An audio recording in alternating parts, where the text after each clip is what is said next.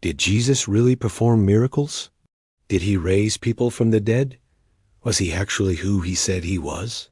Today, we are going to find out together what these ancient books have to say about Jesus Christ that most Christians today don't know about. This is the channel where we uncover historical secrets that will help us become better Christians today.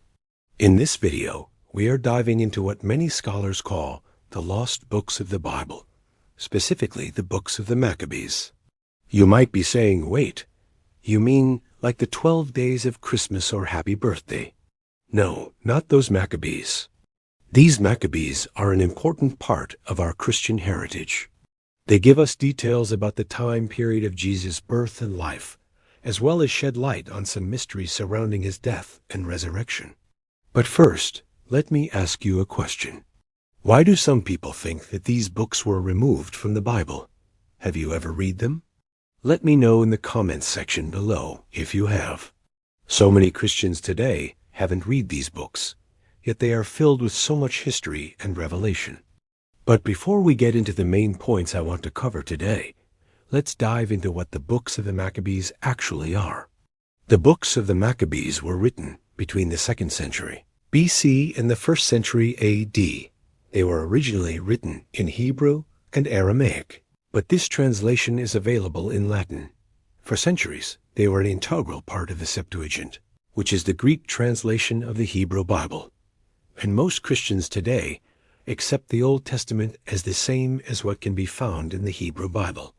However, there are some discrepancies in the order of the books. The books of the Maccabees are placed at the end of the Old Testament in most Protestant Bibles. These books tell the story of the Maccabean revolt against the Syrian Greek Empire, also known as the Seleucids, and their efforts to keep the Jewish people faithful to God. The main characters in the books are called the Maccabees, which was actually a family name, not just one person. The first book covers the years from 200 to 134 BC, while the second book covers the years from 134 to 129 BC. The third book is apocryphal and is generally not included in either Catholic or Protestant Bibles. It is, however, included in the Ethiopian Orthodox version of the Bible. So why aren't these books considered canonical? There has been much debate over the years, but I would like to share with you 3 reasons why I believe the books of the Maccabees are still relevant for us today. Number 1, the books of the Maccabees give us a first-hand account of how the Jewish people kept the faith during a time of great persecution. We see the courage of the Maccabees and their unwavering commitment to God, even in the face of impossible odds.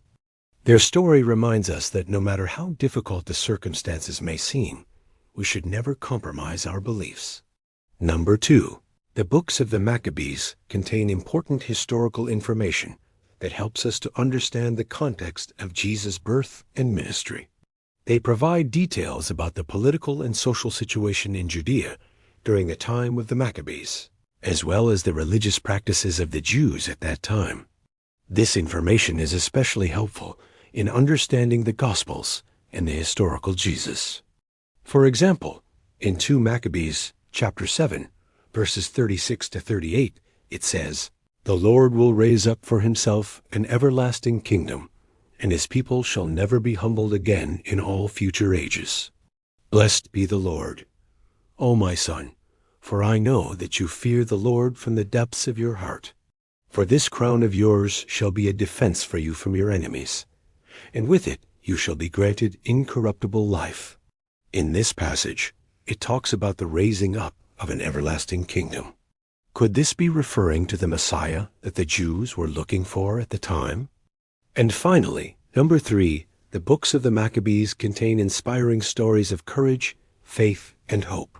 The Maccabees were ordinary people who faced extraordinary challenges, yet they never gave up.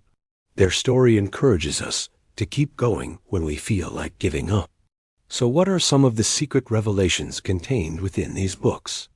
In the first book of Maccabees, chapter 1, verse 10, it says that the Jews revolted because of a new decree by King Antiochus IV Epiphanes, which forbade the practice of their religion. It says, when it had been made known to the king by the spies that you had sent, that the Jews in every province of the king Uzziah's dominion were gathered together according to their national customs, and were making themselves ready for revolt. Did you catch that? This passage tells us that not only was Antiochus IV trying to force the Jews to abandon their faith, but it also tells us that the Jews were prepared to die rather than compromise. This shows us how deeply rooted their faith was. In 1 Maccabees, chapter 1, verses 11 to 12, it says, "He sent an order to all the nations that dwelt in the earth, that they should be his worshippers. And many, because of the enticements of sin, were turned from following the Lord, the living God. He commanded also that altars should be built to idols, and that it should be enacted by ordinance, that children should be brought up in the worship of them." Here it talks about how the Jews were enticed to sin. Can you relate to that? Sometimes we are tempted by the things of this world, and are even more tempted when others try to pressure us into doing things our way or the highway. In 1 Maccabees, chapter 2, verse 27, it says that Judas Maccabeus led the rebel forces against the Syrians. These men were strong and brave, willing to stand up for their God and their land. They knew that the odds were against them, but they were willing to fight for what they believed in. Verse 49 says, "And Judas went on before them to the gate, and when the watch saw him, they shouted and beckoned to him to stay, for they knew him as a Jew." This is significant because this shows us that the Maccabees were willing to put everything on the line to defend their faith. They were unafraid of what lay ahead of them. And ultimately, they showed us what it means to have true courage. In 2 Maccabees, chapter 3, verses 1 to 2, it says, "And about that time, King Ptolemy died, and his son took the kingdom instead of him. His mother's name was Cleopatra, and she was sister to the aforementioned King Antiochus. Now when they had reigned 3 years, King Antiochus fell sick of a grievous disease, by which he lay 8 days in great agony. And then he sent for Apollonius, his counselor, and said unto him, I fear that some evil spirit hath taken possession of me. Thou art the only man whom I can trust in, nor would I do this if it were not necessary." Here it talks about how the king was sick with a very bad sickness. Keep in mind that this is the same king that tried to destroy the Jewish people, to force them to turn away from God. And now, look at him. 2 Maccabees, chapter 7, verses 1 to 2 says, "And about that time, the Jews in Jerusalem celebrated the Feast of Tabernacles, and all the congregation of Israel came together at Jerusalem with great joy." This passage tells us that the Jews were celebrating the Feast of Tabernacles. Do you know why this is important? Because this was the same feast that Jesus attended right before his death. In 2 Maccabees, chapter 7, verses 36 to 38, it says, "The Lord will raise up for himself an everlasting kingdom, and his people shall never be humbled again in all future ages. Blessed be the Lord, O my son, for I know that you fear the Lord from the depths of your heart. For this crown of yours shall be a defense for you from your enemies, and with it you shall be granted incorruptible life." Here it talks about the raising up of an everlasting kingdom.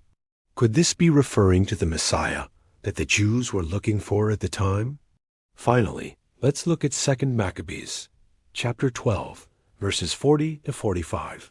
It says, "He that was slain was not counted worthy to have his body received in the holy sepulchre. And his friends gathered him up and buried him beside the road. But after he had gone, they received knowledge that he had not departed. And being enlightened by the light of the Most High God, they went forth and confessed him to be a prophet, and besought him as a suppliant to accept their gift. And being received to favor, he blessed them, and bare them witness, and declared concerning them, that though many had fought for the salvation of Israel, none had wrought more than he that was now among them. So they buried him in the sepulchre of his fathers. Whereupon the Jews went out to meet him, and bare him on their shoulders in great joy. This is the story of a man named Judas Maccabeus. He was thought to be dead, But he wasn't. Instead, he was in a trance. When he woke up, he realized that he was still alive. But later, after returning home, he died again. But this time, after his death, he was raised from the dead. Please comment below and join the discussion. Thanks for watching.